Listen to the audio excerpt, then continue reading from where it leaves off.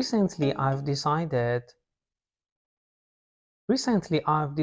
to move to a new well-known company and work on embedded Linux instead of working on AOSP and being away from AOSP for a while. The decision has brought me some opportunities and challenges.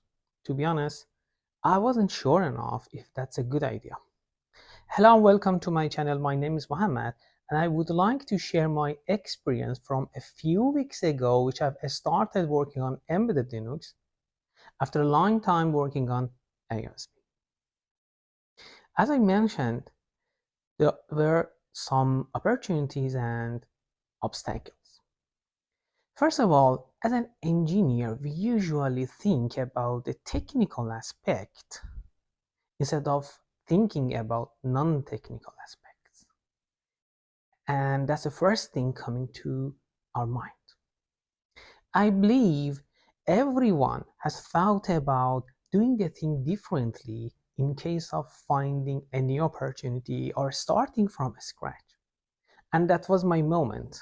And I wanted to see how different I will do the things and how far I can go and see the experience that I have got through years will help me to go ahead and proceed and be settled within the new team.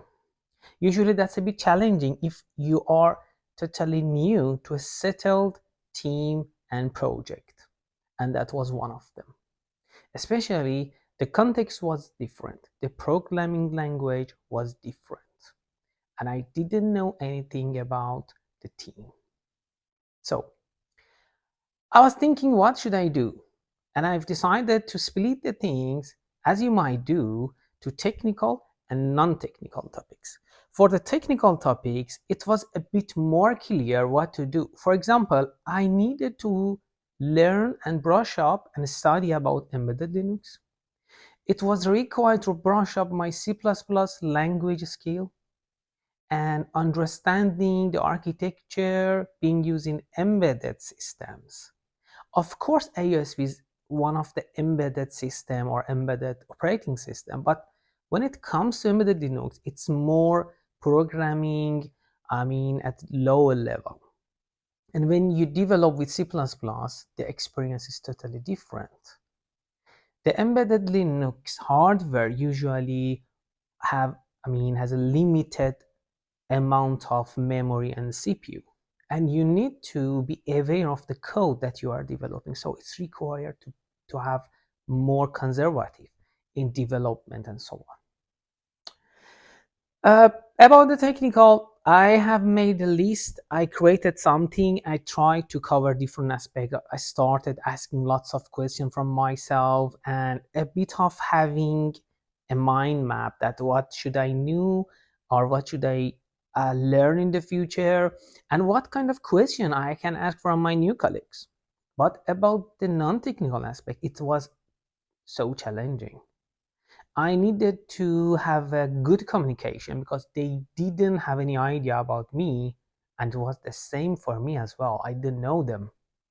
And each person has its own sensitivity, the culture and others. So I came from different culture and way of working to a new culture that it was totally unknown for me.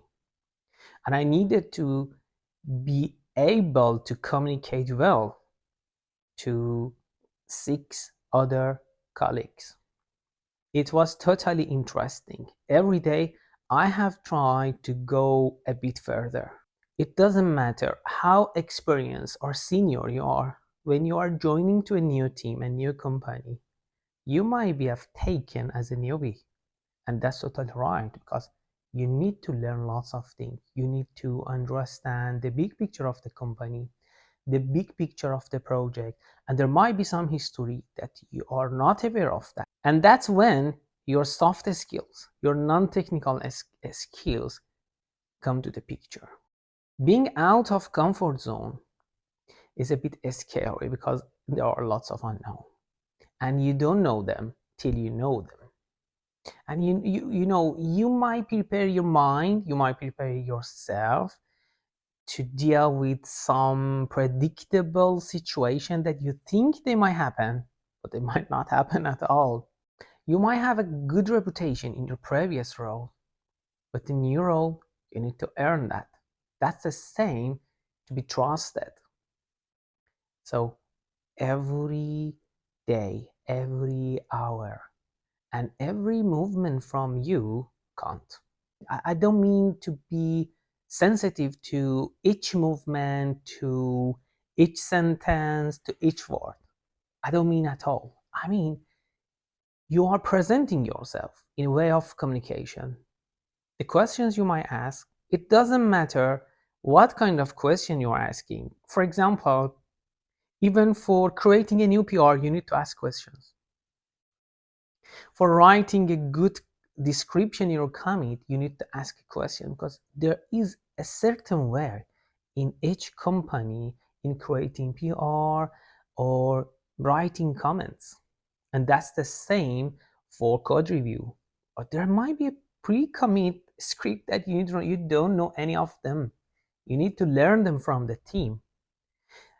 But the way that you are communicating, the way that you are asking, or the way that you're accepting their point of views, they are important. They have been working for a long time there. Even if you have a right point of view, you need to be able to communicate in a good way. If in the future you will deal with the same situation, taking a new role and being out of your comfort zone, don't be afraid. All of us might be afraid of that, and the situation is a bit stressful, not that much, and that's totally normal. I'm just saying and sharing my experience. But be conscious and try to communicate well, try to understand your teammates, and you need to be able to learn from them day to day to go ahead. After some time, if you are an experienced person or you're skilled, you will find your way within your team. Be patient and you will find what you are looking for. Thank you for watching. See you in the next video.